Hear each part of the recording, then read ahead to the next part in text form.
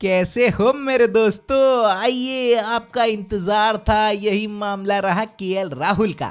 और दोस्तों, क्या तो मैच जीता, अरे वाह वाह, मजा ही आली। रोहित शर्मा को छोड़कर सब चले cut to cut, Dinesh Karthik और हार्दिक पांड्या को भी छोड़ ही दो। लेकिन हाँ, पांड्या ने मेकअप कर लिया था बॉलिंग में। अब आप बोलोगे इसका मतलब तो ऐसे बोल रहा है कि कोई चला ही नहीं, लेकिन ऐसा नहीं है। नागिन डांस चलने वाला था, बेकरार बहुत था, लेकिन हुआ नहीं। इसे कहते हैं ओवर कॉन्फिडेंस करना नहीं चाहिए, क्योंकि पंख कतर दिए जाते हैं बहुत ही कायदे से। लेकिन आओ अब तड़ातड़ बात करते हैं। पहले मामला स्टार्ट होगा फ्लॉप प्लेयर्स के ऊपर कल के मैच में। Number 1, the skipper Rohit Sharma. अरे भाई साहब का बल्ला तो पता नहीं क्या ही हो लिया। पहले तेज खेल रहे थे तो आउट हो जा रहे थे, अब संभल के खेल रहे हैं तो फिर उससे जल्दी आउट हो जा रहे हैं। दिक्कत तो है। और कल के मैच में जो डिसमिसल इनका हुआ वो देख के तो देखो, दिल को थोड़ा दर्द तो हुआ ही। उसके पहले ये पुल शॉट खेल रहे थे और कैच ड्रॉप हो गया था। लगा अरे वाह, आज तो किस्मत बहुत बुलंद है। लेकिन किस्मत ने कहा नहीं, हम बुलंद है नहीं।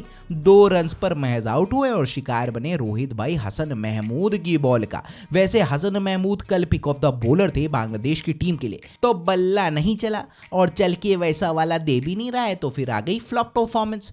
Player number 2, Dinesh Karthik. अब सब हो हल्ला करेंगे, फिनिशर हैं, कम चांस मिलते हैं, फ्लॉप नहीं कहना चाहिए, तो भैया दिल पे लेना भी नहीं चाहिए। फिनिशर का रोल ही यही है कि बहुत ही कम बॉल्स आपको मिले और आप फिनिश करके इनिंग्स आओ। स्पेशली इस रोल में डीके को लाया ही गया है, लेकिन अभी तक वैसा परफॉर्मेंस क्लच होने का नाम ही नहीं दे रहा है। पता नहीं क्यों, लेकिन नहीं दे रहा है। और विकेट कीपिंग में भी डिप आया है, ऐसा मुझे लगता है दिनेश कार्तिक का। जो नीचे से आके 20 से 25 डिसाइसिव रन्स ये स्कोर करते हैं, वो बहुत ही बड़ा फैक्टर होता है और अंतर लाता है इनिंग्स में। जीत के में भी डिफरेंस तो लाता ही है। देखो, रन आउट हुए दिनेश कार्तिक, लेकिन बोर्ड पर लगा पाए महज 7 run. Flop number 3, Shakib Al Hasan.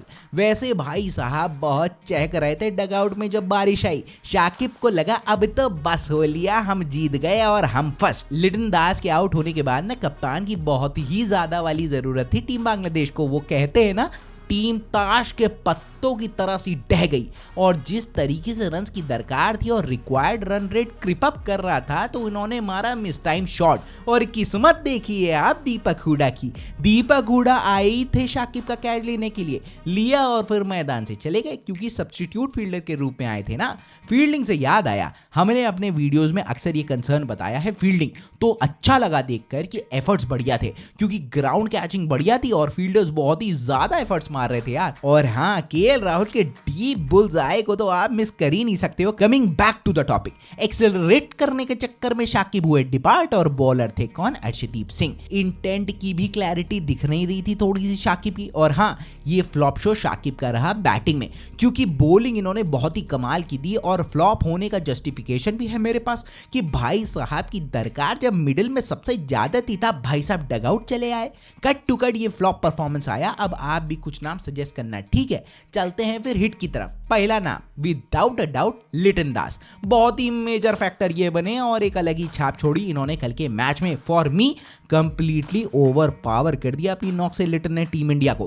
Promote हुए थे और उसी क्रम में बैटिंग करना पसंद भी करते हैं, लेकिन बॉस जो तो मोमेंटम देना होता है ना चेस के दौरान, वो प्रोवाइड किया लिटन ने। और हाँ, वैसे शॉट्स नहीं लगा दिए, पूरे प्योर क्रिकेटिंग शॉट्स लगाए, जिसमें टाइमिंग पर सबसे ज्यादा शॉट्स आ रहे थे। क्विक फायर नॉक खेल रहे थे और दूसरे एंड पर खड़े शन तो बस एक दर्शक की तरह अपने पार्टनर को देख से रहे थे। बारिश आई, मोमेंटम शिफ्ट हुआ और फिर ये फिसले और राहुल का डायरेक्ट हिट लगा। वरना तो भाई साहब नॉक बहुत ही स्पेशल थी लिटन दास की। 60 रन बनाए 27 बॉल्स पर, जिसमें 7 चौके और 3 छक्के शामिल थे। 222.22 के स्ट्राइक रेट से तो यही चल रहे थे, क्लीन और प्योर स्ट्राइकिंग। दूसरे हिट प्लेयर होंगे अर्शदीप सिंह। दोस्तों, क्या तो प्रॉमिसिंग टैलेंट है भाई अपने अर्शदीप। जिस तरीके का कॉन्फिडेंस ये लेकर आते हैं और क्राइसिस सिचुएशन में भी कैसे अपने कंपोजर को मेंटेन करते हैं, वो इनको सबसे खास बनाता है। पहला बहुत ही ओवर एक्सपेंसिव गया था, लेकिन उसके बाद जो सेकंड फेज में इन्होंने बॉलिंग कराई, उसमें भविष्य का सितारा देखो दिख ही गया। जबरदस्त यॉर्कर्स जड़ में डाली एकदम, जो एकदम अनप्लेएबल हो रही थी। और फिर क्या था, प्रेशर माउंट हो रहा था। और तारीफ देखो स्किपर रोहित शर्मा की भी करनी पड़ेगी, जो कॉन्फिडेंस रोहित ने अर्शदीप के लिए दिखाया। भुवी और शमी के ऊपर प्रेफरेंस मिली अर्शदीप को बॉलिंग कराने के लिए। 4 ओवर्स में 38 रन देकर 2 विकेट्स, जिसमें शाकिब और आफिफ के विकेट्स इंक्लूडेड है। तो कंप्लीट टर्न अराउंड वाले जोन में अर्शदीप दिखे। अभी तक टूर्नामेंट में 9 टोटल विकेट्स ले चुके हैं, जो बहुत ही जबरदस्त वाली परफॉर्मेंस है। इसी के साथ इसी क्रम में एक नोटेबल मेंशन भी आया है, जिसके लिए ये वर्ल्ड कप बहुत ही फ्रूटफुल रहा है। वो है कौन? तस्कीन अहमद। क्या तो लाइन लेंथ और पेस है तस्कीन की यार। कल के मैच में विकेटलेस रहे, लेकिन जो तो चैनल पर तस्कीन बॉलिंग करा रहे थे ना, और जो शेप पर इनका बॉल डिलीवर हो रहा था, वो बहुत ही खास बॉलर तस्कीन को बनाता है। और लास्ट में जाके जो तो कैमियो में भी बैटिंग खेली ना, जहां पर 171 के स्ट्राइक रेट से 12 रन बनाए। चलते हैं फिर एक और हिट प्लेयर की तरफ। नाम गेस तो कर ही लिया होगा आप लोगों ने, वो जो रुकने का नाम ही नहीं ले रहे हैं, और हम चाहते भी नहीं है कि रुके, विराट कोहली। देखो, ऑस्ट्रेलिया में विराट का एक अलग ही रूप देखने को मिलता है। पावर प्ले के अंदर बैटिंग करने को आते हैं। उससे भी इंपॉर्टेंट सबसे खास बात यह है इनकी स्कोरिंग एबिलिटी में आते के साथ चौके छक्के मारने की नहीं, बल्कि नींव खड़ी करने का काम करते हैं। सिंगल्स और डबल्स लेकर ऑपोजिशन पर ये बहुत प्रेशर माउंट करते हैं। बड़े ग्राउंड्स हैं तो ये एडवांटेज होता ही है। विराट ऑलमोस्ट 30 किलोमीटर प्रति घंटे की रफ्तार से दौड़कर सिंगल्स और डबल्स रन बनाते हैं, और ये कन्वर्जन ही उनकी इनिंग्स को बिल्ड करता रहता है। विराट का इंटेंट साफ है। देखो भैया, उनको मैच विनिंग नॉक्स खेलनी है। एक गलती जब भी होती है तो उसको रेक्टिफाई तुरंत करते हैं, और इसीलिए बल्क ऑफ स्कोरिंग विराट के बल्ले से निकल कर आ रही है।